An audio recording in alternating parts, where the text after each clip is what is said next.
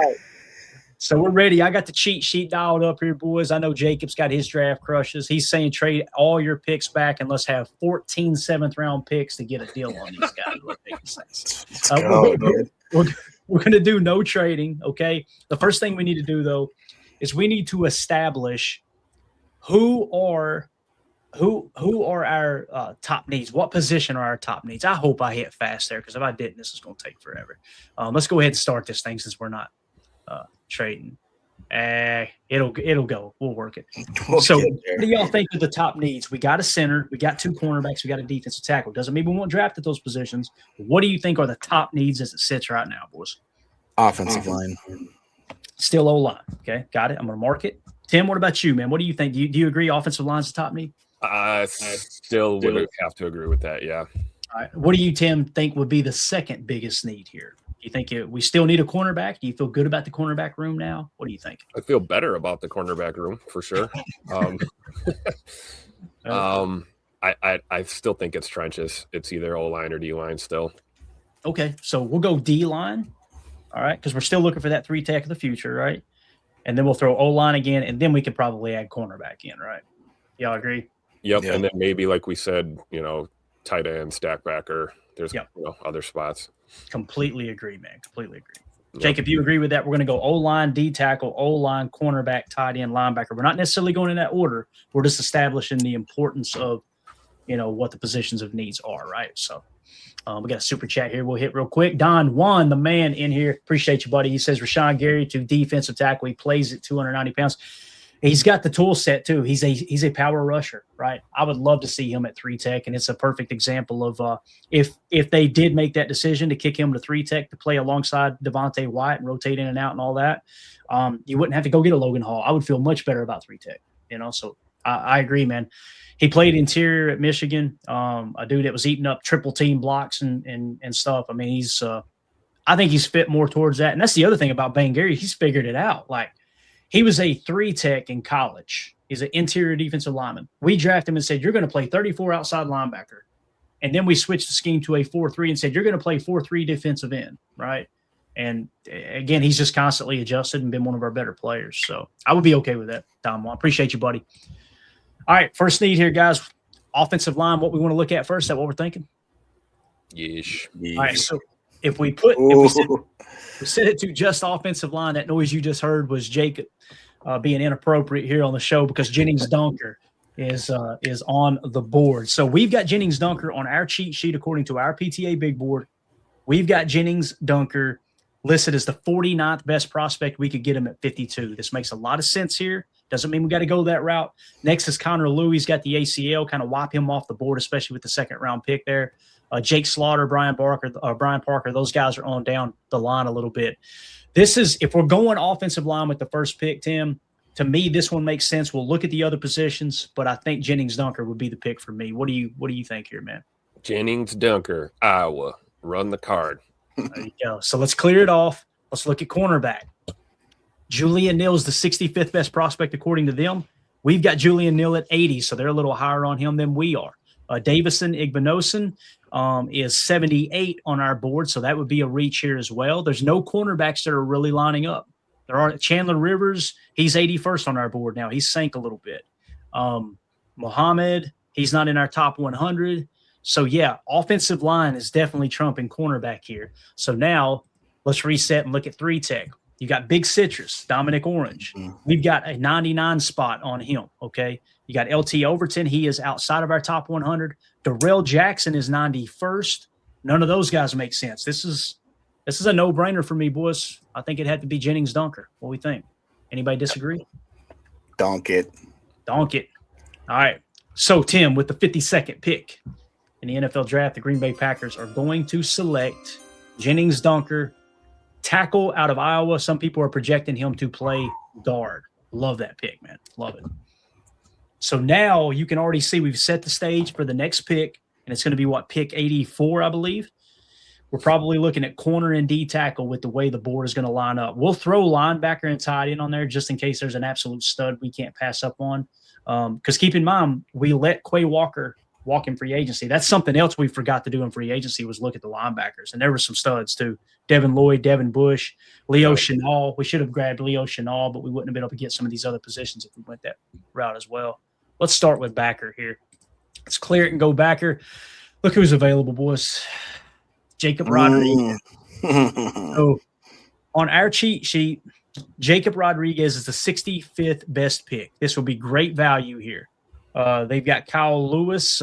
He is not in our top 100. York is 95th. Barton on our board is outside of the top 100. Hands down, the pick right here would be Jacob Rodriguez if we decided to go stack backer. Very, very interesting prospect there. Now, I'm not saying we should do that. We got offensive line out of the way. We hop back over to corner. You've got Chandler Rivers at corner. I love that we don't have to reach. You know what I mean? Like, we filled our needs enough in free agency that we don't feel like we got to take this right here, right now, you know? So, cornerbacks, best available. They show Chandler Rivers. We got Rivers as the 81st pick. That would be good value here. Okay. They're also showing Moore, Everett. They're not in our top 100. If we went cornerback here, guys, it would hands down be Chandler Rivers out of Duke. So here comes the comparison. Chandler Rivers at 81, or would you go Jacob Rodriguez at 65? That's a no-brainer, right? I love, Rodriguez for me. Now, Tim, this is the point in the draft where we're typically going, we need a center, though. We need a center. We don't need a center. Right? And imagine right now we would pass up on a better prospect at 65 on our board than Jacob Rodriguez because we got to go get us a center, and we'd be drafting Jake Slaughter right now to start center for us. Yep. And listen, I don't hate the idea. However, what are we going to say? Expect rookie mistakes. Yep. That's part of it, right? And those big games, instead, you got Tyler Linderbaum, who is pro ready. He's proven he can play in those big spots. So, yeah. Yep. I think Rodriguez is the pick here. This is really, really cool scenario, isn't it? Jacob, are you okay with that Rodriguez here, man? Love it. Yeah. Do you get anything on him? You don't have anything on him for PFF, do you? It's okay. I mean, they've got him ranked as the big board positional first linebacker. He's only thing I'd be worried maybe is a little undersized. They got him listed at 6'1", 235, but I'm fine with it. I've seen the way he plays. We've talked about it in years past where, like, we got to stop being a slave to RAS and certain metrics. So here's what we got on Jacob Rodriguez. I'm going to sell everybody on it right now. Dane Brugler says he's the 64th best prospect, so he's right there where we're at, right? Tankathon had him at 73, so it's not a horrible reach according to them, okay? He absolutely dominated the Senior Bowl that week, okay? So we got a 5-point bonus there. So against the best of the best entering the draft, he really showed out, and people were praising him, okay? The consensus big board said he's 94. The PFF big board said he's 93. According to our board, and when we took the PFF grades down, Jacob Rodriguez was the highest graded stack backer in all of college football last year, according to PFF. This feels like Edgerrin Cooper all over again is what it feels like, to be honest with you. So not necessarily from a stylistic approach, but just simply production and what he did at the college level. So yeah, a guy that can come in and play for you pretty much immediately as a rookie. That's Quay's replacement, right? Yep. That's what we're doing. So, all right, with the 84th pick, the Green Bay Packers are going to take the 65th best prospect on our board. And that's Jacob Rodriguez, linebacker out of Texas Tech. Love it. All right, so far we have filled linebacker and offensive line, also listed as needs, and it's mainly depth. We're looking for defensive tackle, offensive line, cornerback, and tight end is what we're looking for. Okay, so we're still in the market for a corner. If we get good value, we'll see how that goes.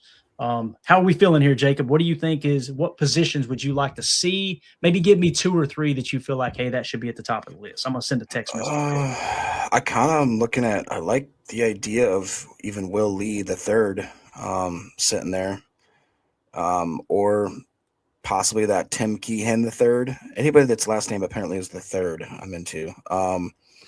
But if we're looking specifically for positional stuff, are we not interested in looking at running back at all? Or was that something that you guys think is anything we can realistic? if you want to, but I know I don't think it'd be this early, but like maybe in the 5th, 6th, or 7th. Yeah, we can. Yeah, we can. If you want. I mean, let's chat.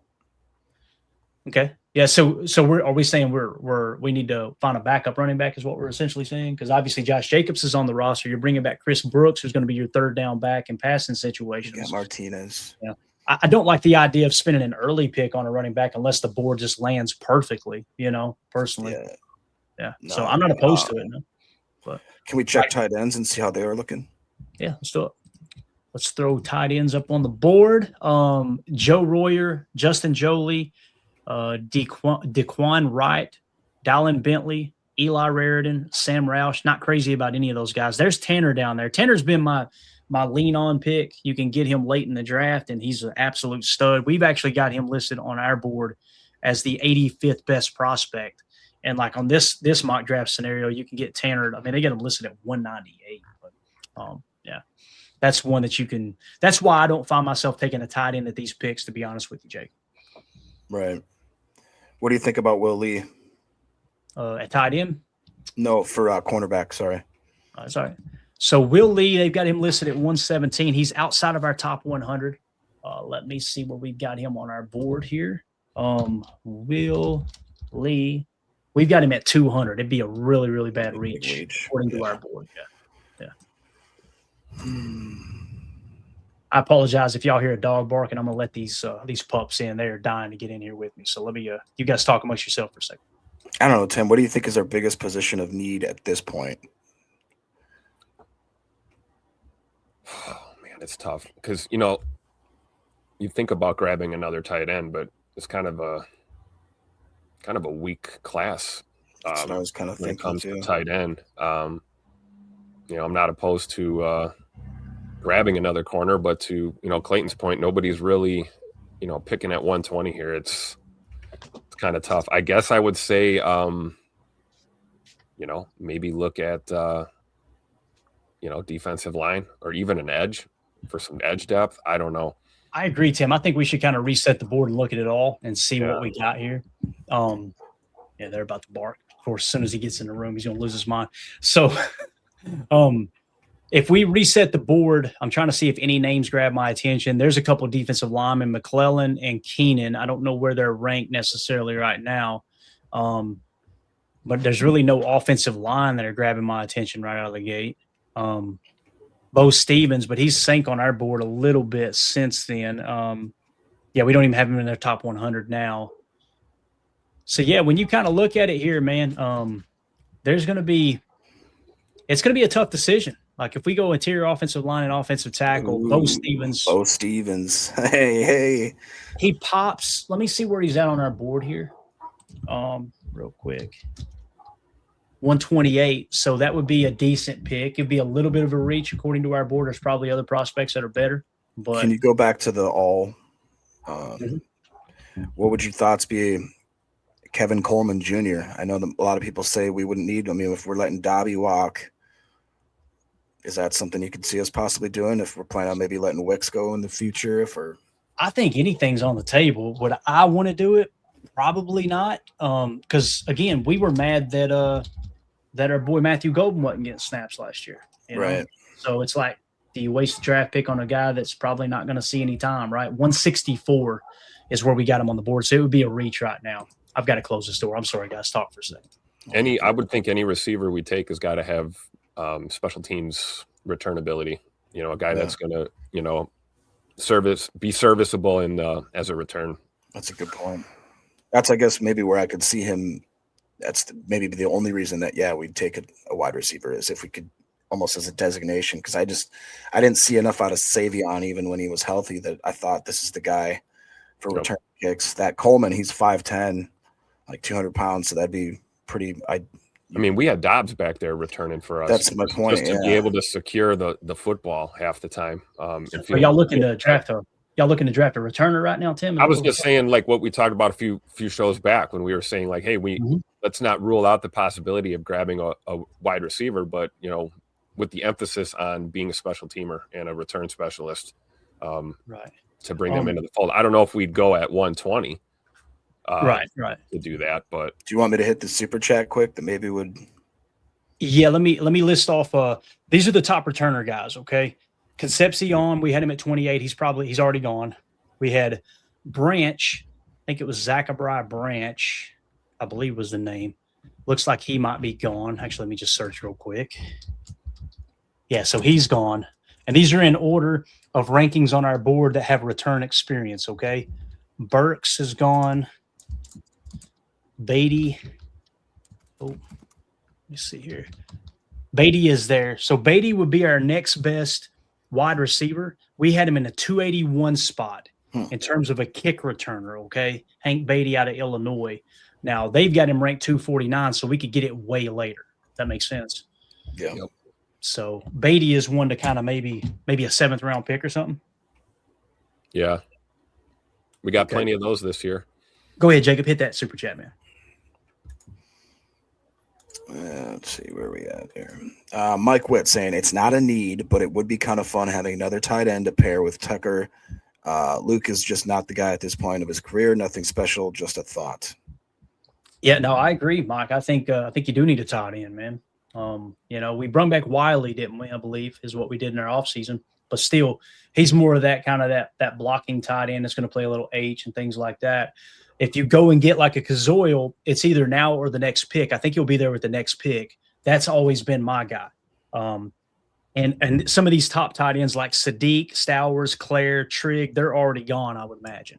So it kind of comes down to you get to this point in the draft with the next pick, and you probably need to go with Kazoil, unless Andres is there, and he's gone too. So, yeah, that's kind of where you're at.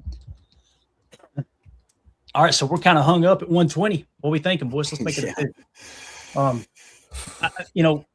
We talked about Bo Stevens. To me, it probably makes the most sense. It's either that or go with a D tackle. When we look at the D tackles, there's nobody left on our cheat sheet in our top 100. It doesn't mean we can't go outside of the top 100.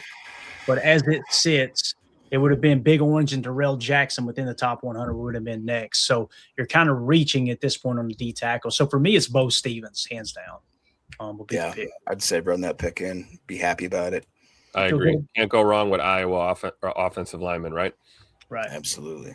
All right. So there you go. With pick 120, we're going to go with offensive guard Bo Stevens of Iowa.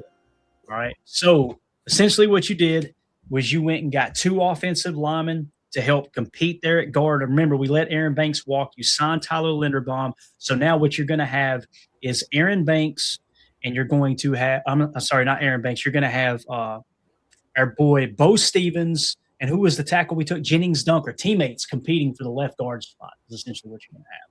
That's really exciting. So I'm fired up. You're going to roll forward with Anthony Belton at right guard. You got Zach Tom at right tackle. You shored up the center position. I mean, you improved it tremendously, and Jordan Morgan's going to get to play his true left tackle position now. So there you go. I like it. All right. Packer fan 1418 says another guard. Yikes. Yeah. Go back and watch the tape. I was saying yikes all year, like, damn, we could use another guard, right? The offensive line was abysmal. So pick 158. You guys know this is usually where I get my boy Tanner Kazoya. It looks like a reach according to them. You're getting the 85th best prospect on our board. In the flex tight end, the move tight end, what we call the U, that guy, right? That can flex out there and play slot bully a little bit if you want to press into 12 personnel. If no tight end, that would be the pick right there. However, is there another position you guys want to see? Do you want to maybe take a look at defensive tackle? Because Skylar Gill Howard is one that we've talked about at D tackle from time to time. Yeah, where do we have him on our board? Gill Howard. Gill Howard, if I remember correctly. Let me find him here. We got to get to the defensive side of the ball at some point in this draft. Yeah, I mean we went linebacker, but yeah, I'm with you. 137 is where he's on our board. That'd be a great value pick right here. And we're at 158 right now. Not better than the 88 though. Tanner Kazoil, they got him listed at 6'7", 250. He had an 83.1 receiving grade. That was 7th out of 198 tight ends. Sign me up for that. Yeah, that's a great point. And if we want to grab a tight end, it's now or never, I think, in this part of the draft, right? Like this is the guy, or we're not getting one. Yeah, definitely. So we've got a super chat here from Mike Witt. He says, as a late round flyer, undrafted free agent, I wouldn't hate drafting Vinny Anthony, receiver/returner out of Wisconsin. Guy can really fly. I added him to the list. Him and Hank Beatty are both on that list of potential returners. We'll approach that in the 7th round and kind of troubleshoot it. All right. Mike Z with the super chat, no Pons or cornerback. Yeah, we haven't drafted a corner at all, have we? We kind of neglected it. Let's take a quick look at it. I say we've neglected it. Every time we've looked, it hasn't really made sense, right? We've had a better pick. So if we were to try to force ourselves to take a cornerback right now, I'd there's go nobody TJ Hall. Yeah, TJ Hall. And we're going Iowa all over. Going Iowa. Let's see here. Let me see if I can find Hall real quick. TJ Hall. See, we've got him at 245. We got him way down our board. I know there's a lot of fans that like him. I need to do a little more research on him because, I mean, it's like people bring him up all the time, and I'm like, man, he's just so far down on our board. I try to sell this is what we were saying. We got to go corner early. Yeah. If we want to get a corner in this draft. PFF has him at 237. Yeah, PFF has him at 237, 6 foot 190, but a 79 flat overall grade and a 76.2 coverage grade. Yeah, and we got Hezekiah Massis. He's around this range where we could take him, but like you said, Jacob, Tanner Kazoil is just such a better pick. Like the value is there for him for sure. Like if we looked at Massis, just to kind of got the cornerbacks pulled up. We got Massis with a 136.2 grade. All right. TJ Hall significantly lower. We talked about Devin Marshall. Devin Marshall's way down the board as well. Price Sock, I don't even see anywhere in the picture, so he's way down the board. Thaddeus Dixon's way down the board. Yeah, if we were to go corner, we would go right now. Hezekiah Massis would be the best pick, I would imagine. And again, I don't love it because you got better players, different positions. You know, like you could go Skylar Gill Howard, or you could go with the tight end Tanner Kazoil here. You know, that's really what it comes down to for me. Is those are the two spots that I'd be looking to take. Do you go Tanner Kazoil and risk, or do you go with our boy Skylar Gill Howard and think, okay, we might miss out on the 85th best prospect in Tanner Kazoil, or do you just go ahead and pull the trigger on Tanner Kazoil, knowing that Skylar Gill Howard's probably not going to be there the next time you pick as well? So that becomes the bigger need, D tackle or tight end. That's the question, right? Yeah, I mean, I think Kazoil's not going to be there if we don't take him now. Yeah, the chat's going to hate it, but we've looked at it time and time again that if you have that much of an opportunity to grab a guy that was that high on your board, do it. And honestly, how many we can realistically see Tanner Kazoil coming in and make a splash as a rookie with the injury to Tucker Kraft and with the way Musgrave's been playing. How many people are we going to put in that quarterback room? Remember, we just brought back Diggs. We've got obviously Watson, who we just signed. We paid Hobbs last year. We still have Bullard in the slot. We still got Carrington. I mean, there's guys there, you know. Right. There's just no reason to reach. I mean, I feel like the way we approach free agency, you even D tackle, you don't feel like you got to fill that because you went and got Logan Hall in free agency. You've got Devontae White hopefully coming back as well. You feel a lot better about that position. Tight end's the one spot where you're like, if Tucker ain't ready to go week 1 or he has a hiccup in the rehab, we're screwed at tight end. You know. And we got Nixon still, which sounds like they're going to keep him. So to me, Zoil's the biggest A+ right now. Yeah, you agree, Tim? Yeah, I think that's the pick. All right. So if we were to push back, the only pushback here with the Kazoil pick is trying to think of where we pick again. We pick again at 200. Okay. Kazoil is listed at 198. There's a chance he's there at 200. There's also a chance he's gone. We know Skylar Gill Howard will not be there. But again, this is those situations where you trust your board. So we're going to go with Tanner Kazoil, tight end out of Houston. That is the pick here at 158. I love it. I love that pick. Love it. We got several top 100 prospects here. Both of the offensive linemen we drafted. Actually, one of them was a top 100. Bo Stevens was just outside of the top 100. We got the 65th best prospect in Jacob Rodriguez. I'm really excited about that pick. I think we've done pretty damn good here, man. This is perfect. So this is like my dream offseason. Right. So Skylar Gill Howard's gone now. Now we're in that point where Caleb Proctor starts to pop up. And there's more and more people getting loud on Twitter going, hey, this Caleb Proctor kid's real interesting out of Southeast Louisiana. If you go 3-tech, you could go with him right here, okay? How do you guys feel about that? And let me tell you where he's at on our board. Do you know much about Caleb Proctor, Jacob? How do you feel about him, man? I don't know much about him, but it looks like they've got him listed at 170. but they don't have any other information on him. That's pretty We've got sweet. him at 134 on our board. Yeah. Okay. And we would be getting him at 200. So, and again, we're not in that range where we need to get a wide receiver yet, like we talked about. The only other position I would look out here outside of Caleb Proctor would be cornerback. Thaddeus is still there. The other guy was gone, though. So Thaddeus would probably be the best choice. So to make this decision for time's sake, because we are way over on time, Thaddeus is 265, and obviously Caleb Proctor is much higher. I think that's the pick is Caleb Proctor here. What do you think, man? Yeah, I agree. Even though, it doesn't show anything on PFF because I didn't realize he plays for the Mud Dogs. That's right. Down Plays there. for Southeast Louisiana. I'll trust you. Yeah. And I pulled the grades too when it came to him. I believe I actually was able to find them in the system. So Caleb Proctor played for a small school, but out of all 400 schools that's included in all of college football, he was the 8th highest graded defensive tackle. So he dominated where he played. And every year we get to this point in the draft process where it's like, do you take a small school guy? I'm sure glad they took Tucker Kraft. I'm sure glad they took Christian Watson, So, I think that's what we're going to do. We're going to go with defensive tackle Caleb Proctor out of Southeast Louisiana. All right.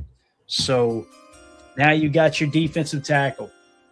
So the only thing left really is cornerback, and then we, like I said, maybe try to grab us a kick returner in the 7th round, a wide receiver. So we're going to be monitoring Hank Beatty and Vinny Anthony. Those are kind of our top choices. Now, I'm going to full disclosure here. Hank Beatty is significantly better on our board than Vinny Anthony. Vinny Anthony's 406. Hank Beatty's 281. So it's really not even close there.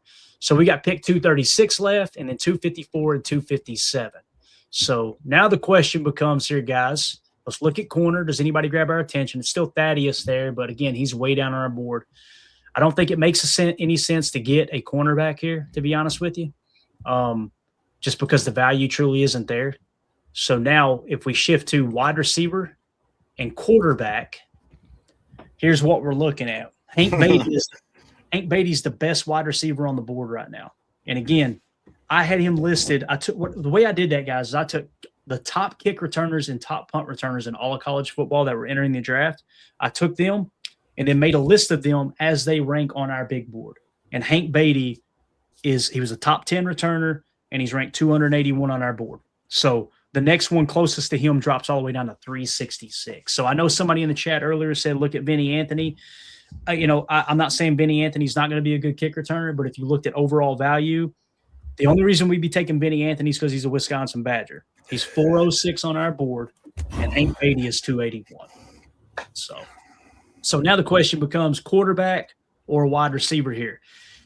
The Packers met with Diego Pavia. Here's the conversation, Tim. This is when we get to the Diego Pavia talk. And then also you got Sawyer Robertson out of Baylor as well. It looks like the other quarterback that we liked is gone. Who was that quarterback? He played for North Dakota State, right? He's gone.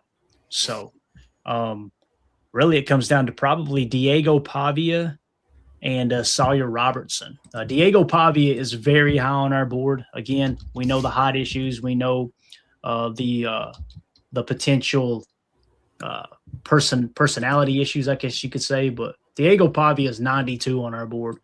And then, of course, Sawyer Robertson is 196. So if we stuck to the board, we would go Diego Pavia. I don't think many fans want Diego Pavia. I would be one of those fans. I would also be one. Can't stand Vandy. Sorry. Yeah. I just don't like little quarterbacks. Tim out here discriminating. Tim's a heightist. Oh, I didn't know that. Literally looking down on him. Come on, man. I called you a heightist. I'm just trying to think, though. Let's be real. Let's be honest. In recent memory, when is the last time a small quarterback kicked ass? Drew Brees. Yeah, but this guy, Doug Flutie. Drew Brees wasn't as small as Diego Pavia, man. No, I'm talking. I agree. I'm cool with it. You're sub 5'11". Good luck. Mr. Hank Beatty at 5'11", 185 out of Illinois. He had an overall grade of 83.5. He had a receiving grade of 81.8. And like Clayton said, he's by far, I think, the best returner on the board right now. To me, that makes a lot of sense. Now, this is the point too. Like I'm seeing Weegan getting mentioned in the chat, right, from Iowa. Weegan is 413 on our board. Again, a great kick returner. All these guys were great kick returners, all of them, right, that I have on this list. It just comes to, all right, which would you rather have? You got 2 great kick returners, okay, that you could choose. Now we've got 3. Like if we include Weegan, right? Let's just throw him on the list here as well. So you got Hank Beatty, you've got Vinny Anthony, and you've got Weegan. If you remove the names, remove the schools, and stuck strictly to the board, you would say Hank Beatty, remove it. Would you rather have the 281st best prospect? Would you rather have the 406th best prospect, or would you rather have the 413th best prospect? And to me, it's a no-brainer. It would be Beatty here, out of Illinois. So I think we should go ahead and get that out of the way, but I want to go around the horn there with that. Does that make sense, Jacob, or is there something maybe that you see in Weegan that you go, man, I really like him way more? Because again, they're going to be kick returners, but they've also got to contribute if they're making the roster, right? Like, yeah. Now, Beatty to me makes all the sense in the world. That 83.5 overall grade had him as the 32nd out of 676 wide receivers. It wasn't just a drop in the bucket either. He did it over multiple games. If you add in the fact that he's got return capability, to me, it's a no-brainer. Run the card. Tim? I will co-sign that statement. All right, there you go. All right, so we're going to go ahead and get the kick returner out of the way and let Diego Pavia sit out there for the time being. I'm really interested to see where he gets drafted. But we're going to go Hank Beatty with the 236th pick. This is an extra kick returner in the wide receiver room and a little bit of depth there on the backside. You know what? If it don't work out, throw him on the practice squad, right? Maybe you can call him up from time to time if he has a bad camp and he can't return at the NFL level. You just kind of move along there. So we still did not draft a cornerback. And if you guys are tuning in going, what are y'all smoking? In free agency, we signed Trayvon Diggs and Jalen Watson. So we got a little bit aggressive at corner with Jalen Watson at something like $9 million or whatever the number was that we landed on there. So we got TJ Hall still on the board here at corner. This is a great point here too. We'll get to that. Remember that. Keep that in mind, Tim. We'll hit it here in a second. Solder says Weegan is a priority undrafted free agent. It's a great point. Like you could probably get Weegan as an undrafted free agent. You could probably also get Vinny Anthony as an undrafted free agent. There's a chance that Hank Beatty gets drafted, right? So what if you drafted Hank Beatty with your 7th round pick and you signed both of those guys to your, you invited them to camp as undrafted free agents? You could get to the point where it's like, okay, and whichever one wins the camp, okay, we had to cut our 7th round pick. It wouldn't be the first time we had done that, right? So you kind of get the majority of them that you can on your roster. So you said, who'd you say? TJ Hall, Tim? Is that what you said? Yeah, Iowa corner. He is gone. Yeah. Okay. Yeah. So if we were to try to force cornerback here, and I don't want to spend a whole lot of time on these last 2 picks, but let's sort it by corner real quick, and I'll tell you where these guys rank in the order of our board in terms of, who's better and who isn't. So if we first search for Jermaine Matthews, right? He is 345 on our board. And then Where do you got Canada? That's what I was getting ready to look at now. Canady. We've got a 211.3 grade on him. Okay, so he's the best so far. He graded out real well in PFF, 84.7 overall grade, 87 flat coverage grade with a 73 run defense. Look at Brent Austin. We've got a 189.5 on him. Look at Brent Austin real quick. Tell me what you think about him. He looked pretty solid too. And then we got Jalen McMurray's way down the list. So right now we got it narrowed down to Kennedy and Kennedy, however you say it, and Brent Austin. Let's go Colin Wright. Colin Wright is way down the board. DJ Harvey, Jacob. 149 is the grade. Holy cow. He's out of USC. That's another one to look up there, man. DJ Harvey. DJ Harvey's the leader in my clubhouse right now. I looked at DJ Harvey. However, his overall grade last year was a 46.1. Okay. Not sure if he was injured or what had to do with that. I don't see Brent Austin. Is he one that's a tweener? Is he listed under safeties as well, maybe? Who's that? Brent Austin. Is that who you were looking for? Yeah, no, I found him on my board. Yeah, I was asking you to look for him there. See what you thought about him.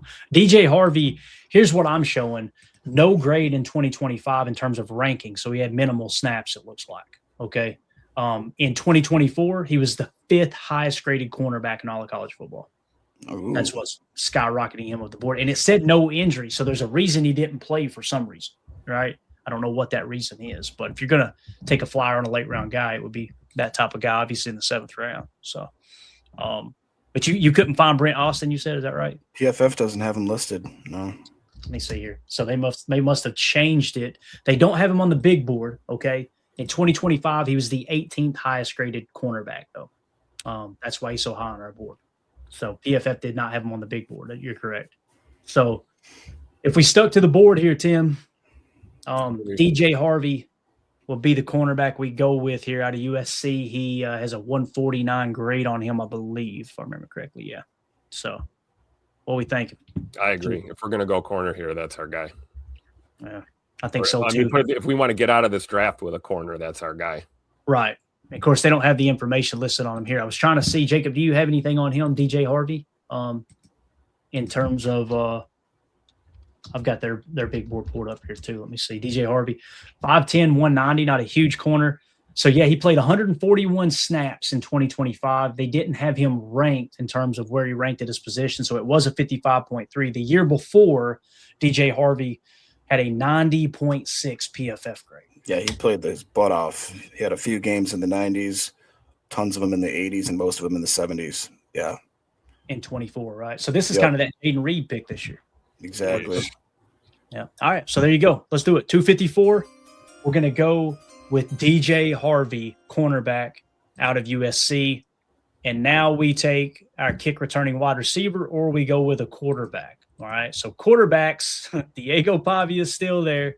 And at wide receiver, wait, we already took Hank Beatty, didn't we? Yeah, we did. Yeah, never mind. About running back? Can we take a peek at running back? Yeah, let's look. Let's see here. Let's clear it and go running back.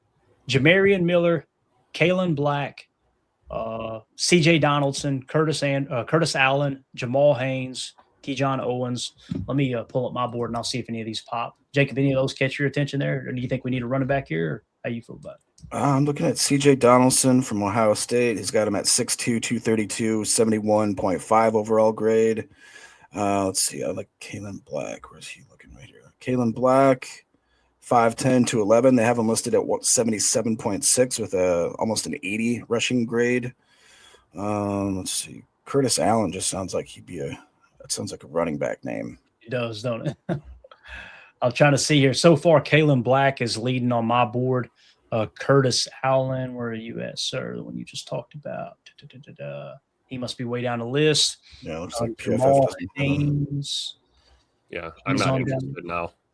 I just I was looking for Desmond Reed, the guy out of Pitt, and Cleveland took him already. So if I were to try to sell you on a running back right now, Tim, Kalen Black, okay, he's got a grade of 226.7 on our board, which would say he's worthy of about the 220th pick.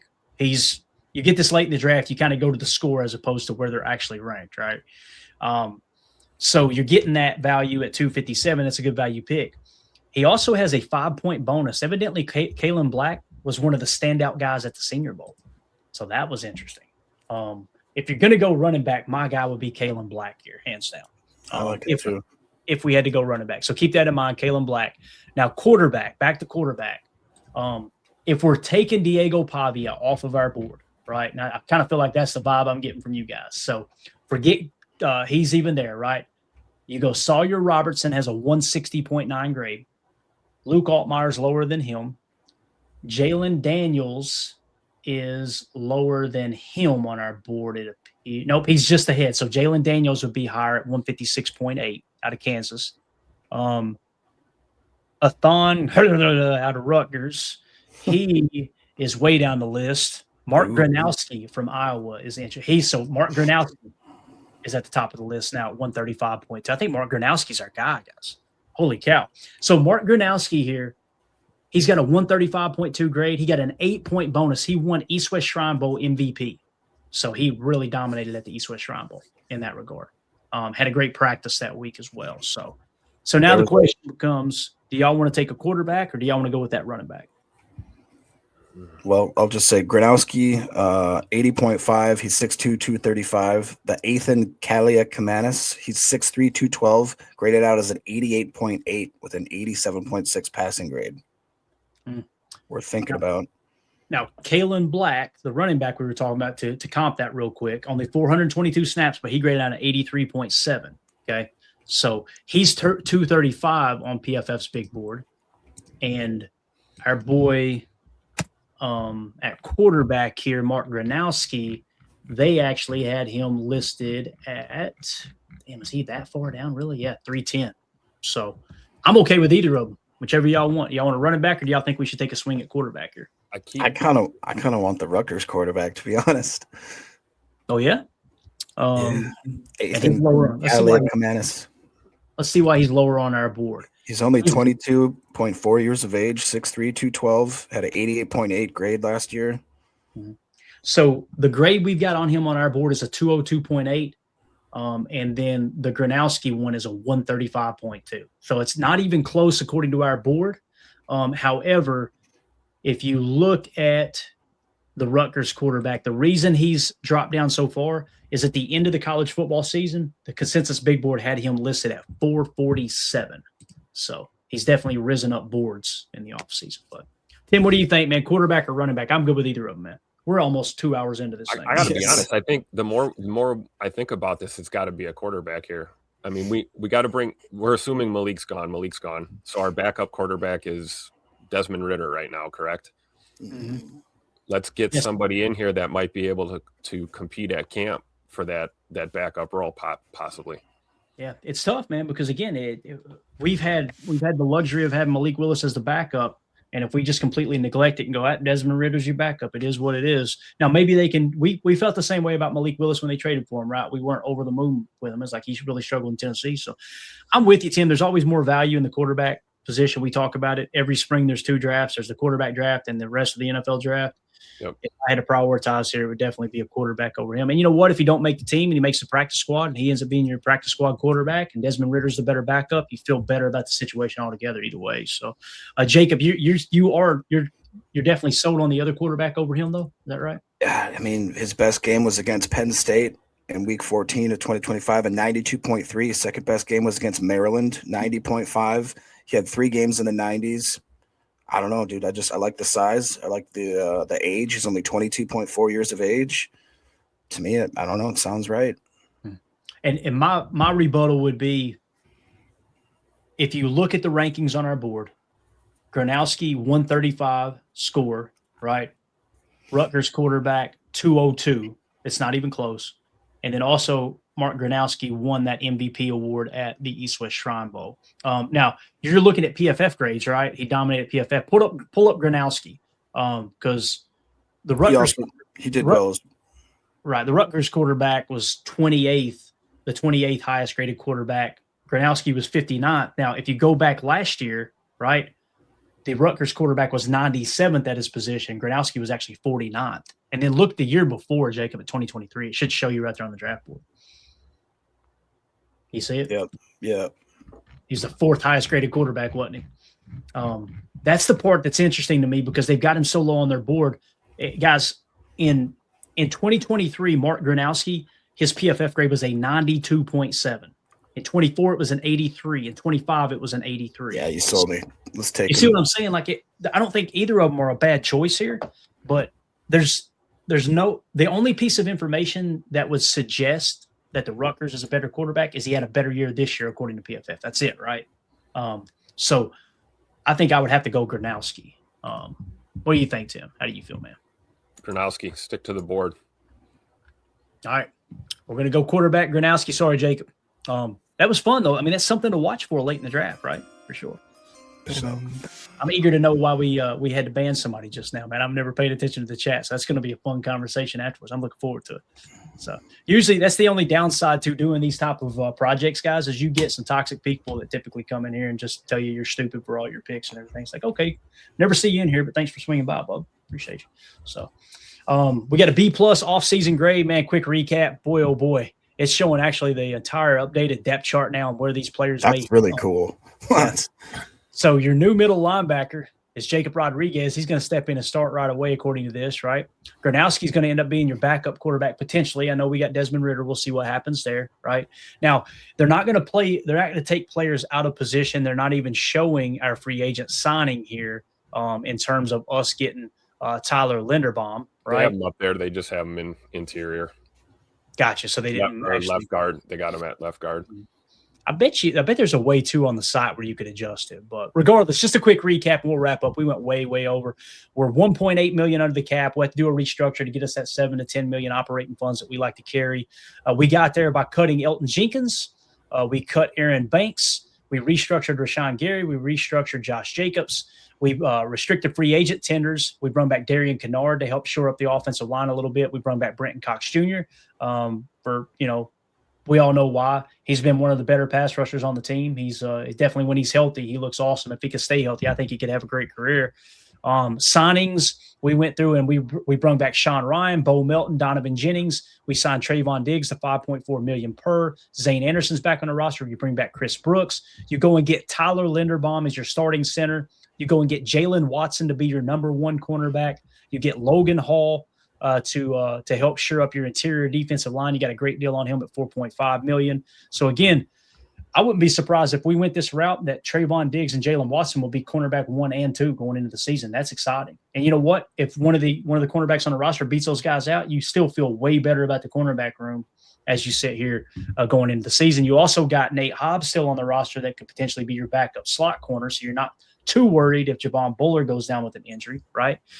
And then, of course, the draft picks in the second round, you go Jennings Donker, offensive tackle out of Iowa. He'll probably start at left guard for you. We got our starting inside linebacker by letting Quay Walker walk. We get Jacob Rodriguez out of Texas Tech. You also shore up the backup offensive liner competing for a starting guard position in Bo Stevens in the fourth round. Tanner Kazoil is going to give you a receiving threat at tight end. Think of Luke Musgrave's replacement. We can go ahead and get him into the fold. And then you let Musgrave walk in free agency next year, I think it is, or the year after, whenever it is. And now you got Tanner Kazoil stepping right into his role. Caleb Proctor is going to give you some extra depth at defensive tackle. You got Devontae White at defensive tackle, and we went and got Logan Hall. So now you got Caleb Proctor learning behind those guys. Hank Beatty, we took him in the 7th round at wide receiver. He's going to compete for the starting kickoff return position and punt return as well. You went and got cornerback DJ Harvey, was great. Great depth, a great value pick in the 7th round. We'll see if he makes a roster. Think of him as our Micah Robinson. This time, let's don't let him go, please, and thank you. And then Martin Gronowski is going to compete for the backup quarterback spot. You spent a 7th-round pick on that quarterback out of Iowa who's going to compete with Desmond Ridder. Thoughts, gentlemen? Let's wrap this up. My wife is extremely angry right now. I absolutely love it. This is a dream situation for me. Crazy good. What about you, Tim? How do you feel, man? I feel like the grade was accurate. Like a B plus. I like it. And I feel like we addressed the glaring, alarming priority 1 need, which is that offensive line. There's some debate. I know a lot of people think corner is more important. I disagree. I'm glad we got the O-line together. Yeah, I agree, man. And again, there's a case that can be made for multiple angles that you take rebuilding this roster, or reloading, I should say, right? J. Cole in the chat says, imagine if Goot did this. Half of these moves would be nice.